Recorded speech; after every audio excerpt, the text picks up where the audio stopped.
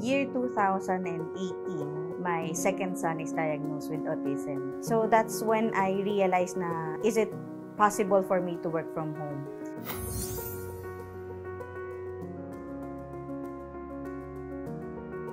Hi, I'm Catherine Henry. I'm 36 years old. I'm a virtual assistant and a mother of 4.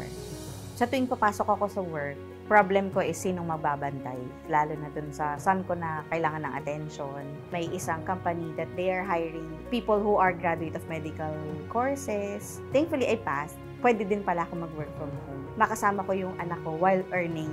Upgrade siya. Kasi you get to save a lot of money. Pagising mo, pwede kang mag-log in agad. Kasi since bantayin talaga yung condition ng second son ko. So, every time na nag-work ako, nakikita ko kung ano yung mga magagawa niya.